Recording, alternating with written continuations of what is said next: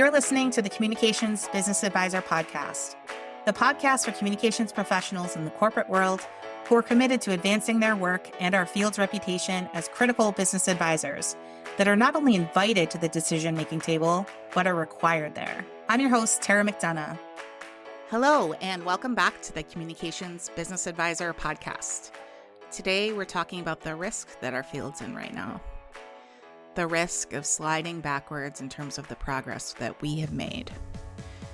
The progress we've made towards more respect, a seat at the table where we play a role in decision-making, increased budget and resources, progress being taken seriously as a critical business function, not just a nice-to-have. What I often say is that my vision for this field is one where we're not only invited to act as business advisors, but expected to. It's the difference between being invited to the table and told that you're required there because the organization can't move forward without your input. And this vision applies to all areas of what I refer to as corporate communications. So PR, public affairs, crisis communications, internal comms, executive comms, even functional comms like sales comms, IT comms, they all are related and they apply here. As for the risks for the field right now, let's dig in. The risk is more acute right now for internal comms and executive comms, as well as business area functional comms. But other areas like PR, public affairs, and crisis, they have a big risk in this as well, and I encourage you to listen in. Here's why. It starts with the crazy, wild, unusual, and I cringe as I say this, unprecedented times we're in. Did that just bring back some COVID shutdown flashbacks for you? Sorry about that one. I'm going to try to vow to never use that word unprecedented again. It's forever associated with COVID for me and probably all of you. So just try to hold me to that. You can call me out when I say that word again, or if I do. Anyway, I recently shared that COVID communications feels a little like the good old days in some ways right now, which is something I never thought I would say. Now, not COVID itself. I mean, that was absolutely terrible. But what I mean is that we thought at the time of COVID shutdown that it would be the thing that elevated our field to the table as advisors. Continuously. Permanently. We'd solidify our function as absolutely critical, and it would forever be changed for us and the future of our field. And we also thought that once we got through that COVID moment, we could firmly state with certainty something like, now that I've led comms during COVID, I can handle anything, any kind of comms. Related to this, the Black Lives Matter movement took off at around the same time as the COVID shutdown, and both internal and especially external comms related to BLM had to have a seat at the table at inflection points in this and related moments. And it all was the same time that COVID was happening. The perfect storm turned into an elevated position for many comms leaders and comms functions. We thought it would never get harder than it did at that moment. But I'm going to whisper something here, well, figuratively whisper, something that I knew even then. There would still be something else that would throw us for a massive loop and lead us to a new level of mastery right around the corner. Another new thing would come and exhaust us. Now, I knew it would because I had probably said it won't get harder than this about 20 times in my career at different crisis points over the past 30 years of my career. You know, fool me once or twice or 3 times and I might still think the same thing. But once I go about a dozen times that I'm proven wrong, I just won't tempt fate anymore. So here's the reality. Here's the reality of the situation. First, we did not all earn the seat at the table as business advisors permanently. And those who did earn a seat, for many, it is at risk right now, even if you don't know it. And I believe it will be for the foreseeable future. Some believe that right now that the time has passed, now that return to the office is here and we're through COVID, and by some I mean I'm talking executives here, some of them think that we no longer need to treat comms as a critical function. I mean, you know and I know that they're wrong, but still, some of your executive peers believe this, whether they're saying it to your face or not. And I'll go more into that in a minute.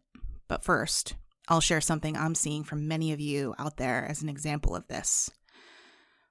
Many of you are still at the table and probably even listen to a bit as an advisor, but you're not actually heard.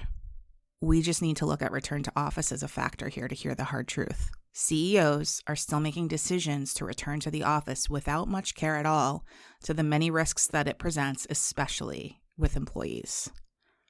Gonna lose staff? That's fine with them. We need to cut people anyway. Gonna make people upset, angry, upend their lives? That's fine. They should just be grateful they have jobs in this economy. Gonna make people that are often left out of the workforce or feel excluded from the opportunity to grow as a result of return to the office, like, as an example, mothers of young children? It's not worth changing our decision. They can figure it out. After all, we have cover right now that we didn't because DEI is dead. Well, that's the argument that some make anyway. So you're in a tough position. You try to advise on all the things. Some people in the executive team might even join you in questioning the purpose behind the return to office and the data that backs up the case that what you're doing will work, but the CEO has decided. End of story. And you're just asked to make the case for how to communicate using your magic. Yeah, your magic. You can probably hear my eyes rolling here. Work your magic to try to minimize employees' feels and actions associated with those feels. It feels a little bit like Comes waitressing, right? Go take the order. Yeah, that feels terrible to say, and I'm sure it feels even worse to hear. But let's get to all the hard truths today so that we can get better. Still, even with this return to office mandate, many of you are telling me that you're being measured in relation to employee engagement, retention, best place to work, and related categories, saying, we're going to lay people off and we're going to do return to office, let's say, and we still expect you to score really high in employee engagement. What? And you're also told that you need to communicate the decision to return to the office either more often or permanently. Like, we're going to go from 2 days a week to 4 days a week, or we're going to do this 5 days a week in perpetuity, while knowing, that this will affect engagement, retention, and best place to work ratings. And at the same time, most executives making this decision have zero data that tells them return to the office is the right thing to do for the organization. They're going with what they believe is a logical conclusion here. Working together will make things more collaborative and efficient. They want to return to the before times, thinking it will just get better. We'll get back to the way it was. And just a little side note on this. The next time that you're asked for data around the value of the communications function in connection to business results, maybe tell that leader who's asking that it's a logical conclusion that it's impactful, kind of like the logic that was used to come to the conclusion that we should all return to the office to solve the collaboration problem. I kid. Please don't do that. I'm sure it will not go over well as much as we might be tempted to say that. Just a little joke for all of you. But by the way, if you need tips on measurement, go check out the prior podcasts here on that topic. There's a few. Back to the topic at hand. Many comms leaders are required to share a highly unpopular topic and share news that is life-changing to many employees in a massively negative way. Yet they're also told we expect highly positive engagement numbers. Right. Does anyone want to tell the CEO that the math isn't mathing? So what do I think about all of this? Why am I even bringing it up? Well, because it's a bellwether to me. It's a moment that shows that maybe we haven't made quite as much progress as we thought. That those listening ears that were once so attuned to everything we had to say and advise are maybe a little less attentive to us right now. That they're looking at us more in that execution role versus that advisory role right now. And I'm not a fan. You're probably thinking right now, Tara, what are you expecting me to do about this business decision that they've made except just make the best of the communications? I'm not a miracle worker here. The CEO is immovable. Look, I get this, and I get that it's hard, and many of you are doing all that you can and have done all you can. And I also get that not all battles can be won. It's very possible that you pulled out all of the stops on this along with all of your peers, and it's just something that you have no control over, which I know is a terribly acute feeling for those in comms, since we're so often sidelined when critical decisions are made, and then we're told to just work our magic. Well, if the ship has already sailed on this and you've done your best, yeah, you've got to let it go. You can't win every battle or even every war. But moving forward, it is your role to share the risks, to use curiosity to explore the decision-making and how you'll measure success.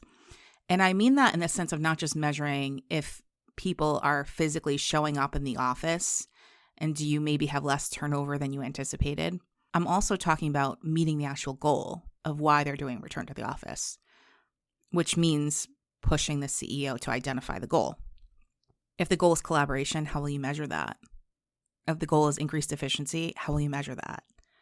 If it's delivery of new innovations, how will you measure that? How will the company know that it's because of return to the office? And by you, I mean the company. So this isn't comms has to be out on its own, but you can have to ask the questions to get them to think about how they're going to know that this is working, right? I'm going to revisit this in a second, but for now, consider that this part might actually be the hardest part moving forward because of the moment we're in, because of this moment right now. Speaking of this moment, on the other side of this, if you're in a role that's focused more externally as a comms leader or covers both internal and external, you're probably wildly busy right now and are on speed dial with the CEO dealing with all the business area risk stuff. Now, this too shall pass, and I mean that in the best and worst ways. A word of caution on this. Do not let them see you as a temporary leader who's needed for this particular unusual moment in time. Instead, use the moment to hold onto that seat permanently. Incident planning and preparedness, crisis comms expertise, it's having a moment right now. Everyone is exploring scenarios like, what happens if tariffs go through? How do we handle DEI attacks on our company? Maybe some of you are affected by ICE raids or federal grant money being at risk at the very least and entirely dried up at worst. I don't have one client not affected by this in one way. I don't have one client that is not affected by at least one executive order. Not one. By the way, this is another great reason why centralization of the function is a great way to advocate for communications right now. Get internal and external both involved in that seat with room for counsel using both areas of expertise. Now, that could be one person that has knowledge of both areas, or it could be two people. But either way, centralization of comms, I think, is one really great way of making sure that the function in its entirety can permanently solidify a seat at the table. Now, back to why I think our field is at risk of backsliding right now. Because if crisis and incident planning and PR is all having a moment right now, then isn't that a great opportunity? Yes, but not at the detriment of internal comms, right? This space we're taking in decision-making rooms is about to get threatened even further. And this, my friends, is the biggest reason I'm about to share. And unlike return to office, it is one that we do have more control over. It has to do with the economy. I can practically hear your confusion right now. I know you're wondering how we can have impact over the economy. Well, to be clear, I don't mean the economy itself. I mean the reaction that we have to the economy. Because in an environment of economic fear, which there's a ton of today due to executive orders like tariffs and slowdown in the job market, for example, we're all navigating a time of massive unease within our organizations. Communications professionals, and everyone else too. But what we don't have in common with every other business area is the misunderstood and oversimplified field we're in. And being as real can be here, it can feel really risky to advocate for a misunderstood and oversimplified field in a time of economic uncertainty. I'm going to say that again because it is critical. It can feel wildly risky to advocate for a misunderstood and oversimplified field in economic uncertainty. And yet, it's critical. Boundaries setting and keeping can feel near impossible right now, which is necessary. It's absolutely necessary when you're advocating. So, need more budget? Well, you're probably telling yourself now is not the time to ask. Now is the time to do more with less. Need to replace a staff member who left? No way. That doesn't feel smart right now. Rules are frozen until we figure out if these tariffs go through and what the impact will be. Need to say no to someone who's more senior than you on some unnecessary comms task because you're just following your pre-established boundaries? Well, now that suddenly feels a whole lot scarier when you see your colleagues in other departments being laid off left and right. Now's the time to be likable and easygoing, right? I get it. I really get it. It is never easy to advocate, to be treated like a business advisor, to say no without saying no, to be the voice of reason and clarity in a room where people want to tell the CEO what he or she wants to hear. But it's especially hard. It's especially hard when there's scarcity all around you. So here's my tip for all of you. This is important. This is an important moment in time for you, for your team, for our field.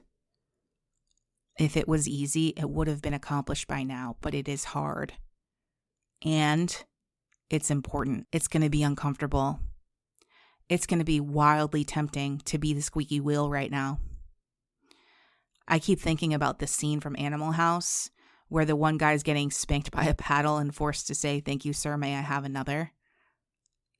Yeah, that's what's coming to mind right now. You will be tempted to be a yes man or a yes woman. And I get it. By the way, there will be people around you in other functions who will do this, and those who do it might surprise you. But, and this is the big thing, the more you turn into that likable nice girl or nice guy who does what they're told and doesn't question, the more you will fail. You'll fail yourself and turn into someone who complains about leadership instead of finding your way into it. You'll also be someone who's perceived as nice to have, not have to have.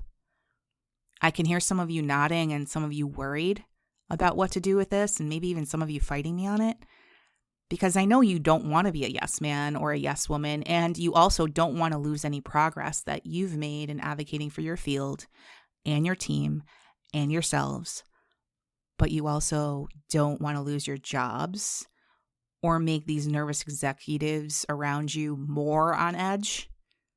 So yeah, I'll be real here. This right here will be the hardest new challenge for you. Not what to do about tariffs or how to communicate return to office. Continued advocacy for your field, yourselves, and the people in it without pissing people off is the new hardest challenge for you. Remember when I said that COVID comms was a time when we thought we'd be masters that could figure out anything? Well, this is the new COVID comms. This is the new challenge. It is here, my friends. And it is all about advocacy in a time of scarcity. My advice is this. Consider your relationship with the executive team members. This is obviously going to be very different if you call the direct reports to the CEO peers versus those who don't have that role and the direct ear of the CEO. In that case, the navigation is more complex. It becomes more complex the further you are from the CEO. So how you advocate is going to look a bit different with different relationships and status of comms within the organization. You can still do it, but it's going to look a whole lot different depending on your relationships internally and how the function is viewed currently. So for the sake of this podcast, I'm really only going to focus on the common denominator. The biggest one is this. Teach people how to treat you. In fact, I'd encourage you to put a sticky note or whatever it is that you use near your computer to remember this perpetually. And I'm going to add this. Teach people what to expect from you. For example, if I have a good relationship with most senior leaders in the organization, I'm going to use opportune moments to ask them how they're doing, to connect, to learn how it's going with them, to talk with them about how I want to partner with them to get through this moment. But also, tell them what to expect from you. Maybe even get more real than usual. Dare I say, even a little bit vulnerable. Tell them that it's really tempting right now to be a yes man or woman out of fear and scarcity all around you, but you're not going to do that. You're still going to address the elephants in the room because you consider it an important part of your role at the company. Tell them that you might be someone who could be perceived as maybe not on the company's side on something, but you're going to play a role to call out all of the challenges so that we as a company can prepare, because that's what you do. That's your value. Tell them what you're thinking and feeling, but prepare them for the force of it before you share it. Explain your intention. I don't know one CEO who hasn't respected this when I've come to him or her like this, or when I've encouraged a client to do it and they've done it, with honesty and openness and explanation of how I see my role in questioning things to get to the crux of the risks so that we can prepare. It's respected, it's admired, and it's what's expected of a true leader. Now, if you want more guidance on how to navigate in times like this, I'd like to help, but I also know not to give bad advice to good people that I'm invested in helping in this field, which, if you're in this field and you're listening, that's you. I'd need to know a whole lot more about your personal experience and what your organization is dealing with to be a thought partner with you on this. If that's something you're interested in, you can reach out to me and we can chat about whether my communications business advisor counsel program might work for you. Please know you're not the only one feeling this right now. You're not alone in feeling the scarcity around you. You're not alone in navigating the risks of how to advocate without putting a target on your back. And you can get through this with more versus less. It's happened before, it'll happen again, and it can happen for you. Until next time, keep advising, my friends. No matter what, keep advising. If you're interested in working with me to advance your work and your team's reputation as critical business advisors, never order takers, check out taramcdonagh.com. Thanks for listening to the Communications Business Advisor podcast. If you found this episode helpful, please leave a rating or a review. It helps people find us, and we can't ignite a movement without sharing the message. See you next time, where we'll continue to do the work to elevate our field's reputation and elevate the careers of the people in it.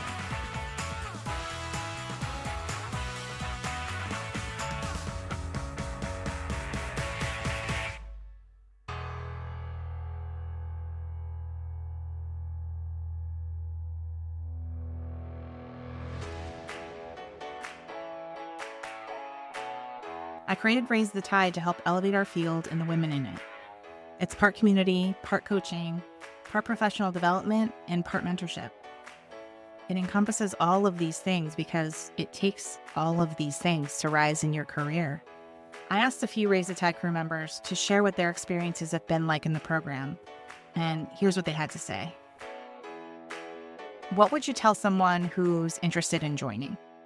Do it. It honestly is probably one of the best things I've ever done for myself in my 20 plus year career. I have received such benefit from this group. I cannot actually express it. Invest in yourself. I really started this group because it was time for me to invest in me. To anyone who's interested in joining Raise the Tide, I'd say the return might even end up being well beyond what you might expect. I walked in hoping for some professional clarity, and I've gotten that, but also stayed for the growth and the support and the connection that has come to mean so much to me.